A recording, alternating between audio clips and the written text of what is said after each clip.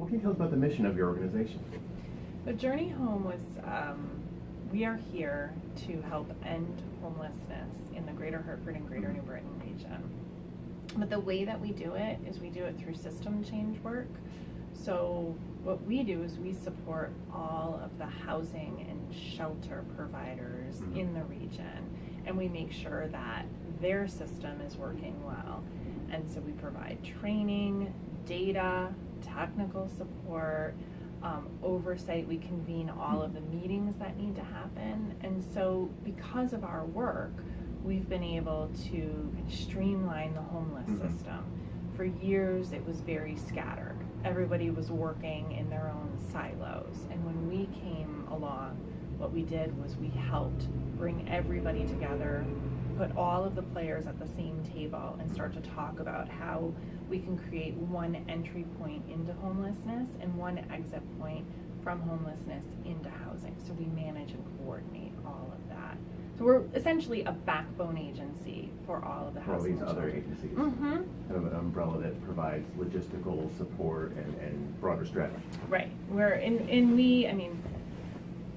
We do that, and then we've also added other programs along the way. So, like, what are some of the other programs? Well, what has happened because of these, when we convene these meetings and bring all of the players to the table, the people who are actually doing the work of homelessness and housing, more often than not, some idea comes up in these meetings about maybe a system gap. And if we had this, then maybe we could get people into housing quicker. So we listen to that, and then what we do is we seek out grant funding to make that possible. So I'll give you an example of a new position that we have here. It's our housing locator. Because what we kept hearing from the community was the biggest barrier to housing is finding landlords who will rent to this particular population. We kept hearing that over and over and over again. So what we did is we said, well, we want to fix that for the community. So we hired a person, full-time person, who builds relationships with the landlords in the region and creates an opportunity for more housing availability for the population. And this isn't just like our person. What we do is we share the resources with everybody. That's great. It is. It's a really, and we heard from the community that we need somebody to oversee outreach coordination. So all of the people who are living under bridges and living in the park, there was no coordination for the outreach teams. So we kept hearing it would be great if we could have outreach coordination, and we hired a full-time outreach coordinator. So those are the sorts of things that we do. I imagine because you're working with all these organizations, you also get rid of some replication of duties. Absolutely. So the money that gets put goes farther by sharing some of those resources. That's it. We're creating greater efficiencies along the way, and we're actually able to serve more people for less cost, which is it seems like it's common sense. It just doesn't. This sort of model, you don't see it very often in the social service field. And I think, what makes this model scary to some is this whole idea of, well, we have to share our resources. But in having a coordinating body, there tends to be more resources for all available. Savings all around, and every dollar goes farther. Yeah. Well, the dollar going farther is important because of the people that you serve. What sort of people in need do you reach out to? So we get a lot of requests, but we're not a direct service provider. But we still do have people that come into our office who have very specific needs, who are who are about to become homeless, who are homeless. So a lot of the folks that enter into our work are struggling with housing instability. And so some of them we can figure out how we can serve their needs right here when they enter our space. Others we have to refer out because we don't have those direct service programs. If it's a smaller, more obvious, the right person right now to get them. Exactly. Do that on the spot, but if it's a more involved case, who the appropriate organization is to deal with that particular problem. Absolutely. And point them in that direction and give them a helping hand Well, finding yeah, information giving them the and knowing where to resources they go. need. Yeah. Yep. So, I mean, an example is somebody would come in and say, I'm about to be evicted and I can't figure out an apartment that could be, affordable for me. Well, because of our housing locator position, we actually now have a list of units that are available, the landlord contact information, the rent cost. We didn't have that before, and so we can hand that piece of paper off. We also, out of our offices, we manage the City of Hartford Housing Choice Voucher Program. So, and that's a special preference for people who are chronically homeless, meaning they've been homeless a year or longer and they have a disability. So if they're eligible for that program, we directly serve their needs. And then another direct service that we do provide is we have a warehouse in West Hartford, and we collect donated furniture and household goods, and we have a full-time staff person who manages that, and we have about 150 volunteers, and so we're doing pickups and deliveries of furniture 7 days a week. Great. And so we meet a lot of clients who have moved from homelessness into housing, and they just need the basics to set up their own apartment. So that's another thing that we do. A home with nothing in it is a bare floor. Exactly. And in the last, actually in November of just this past year, we merged with another nonprofit because we don't like duplication of services. And so we approached a much smaller nonprofit who only did furniture pickups and then deliveries to clients. That was their only mission. They had no staff that was members. their specialty. Yeah. It was a volunteer-run organization, but it was still a 501c3. We approached them almost 2 years ago, and we asked if we could work together. They were based out of West Hartford.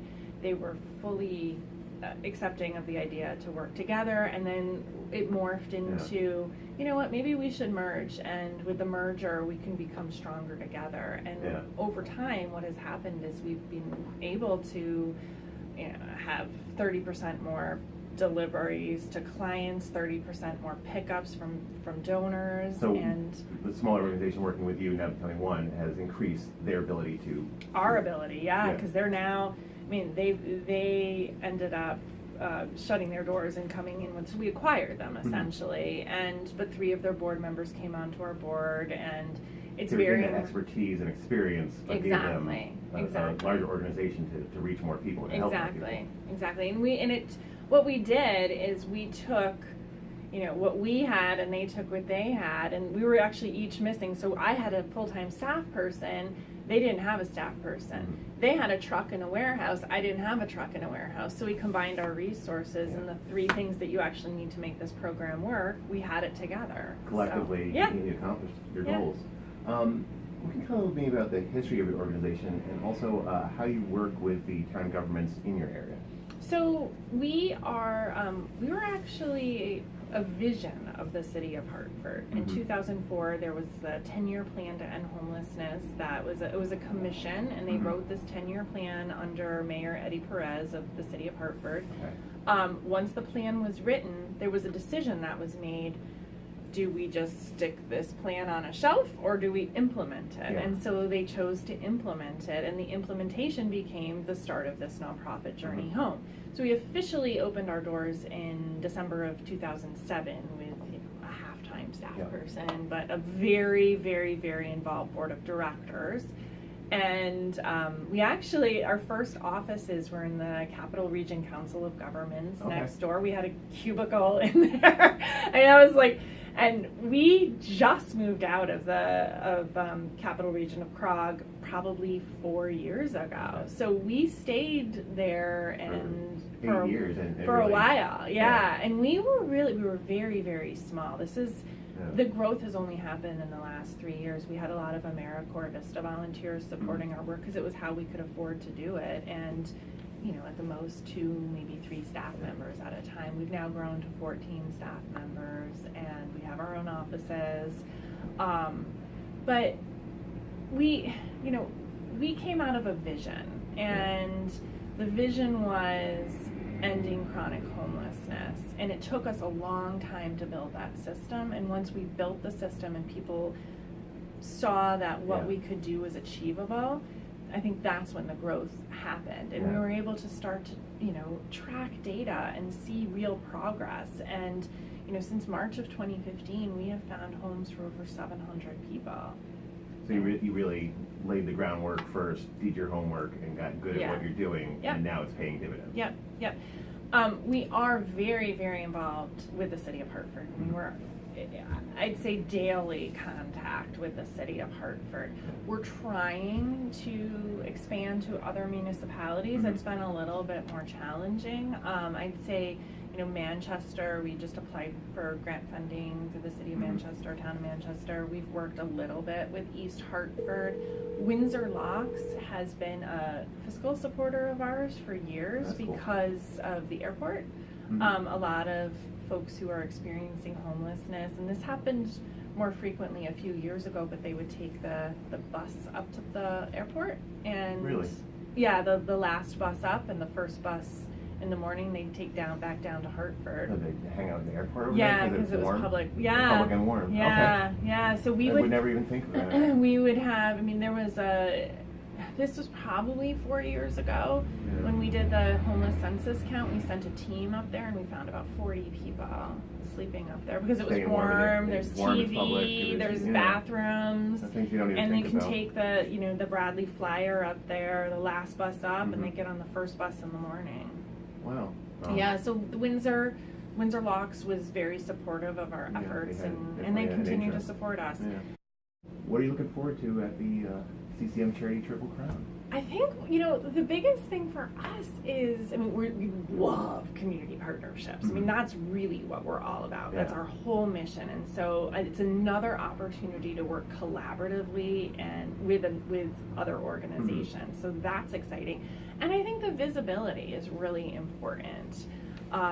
Because the more people who hear about us, and this is a statewide agency, and I think a lot of people know us in this small little region, but this will give us increased visibility. Statewide. Which I'm like CCM thrilled. Can really bring some light to what you're doing here. Right, and we have to thank Mayor Bronin, because it was Mayor Bronin who suggested that we be part of this,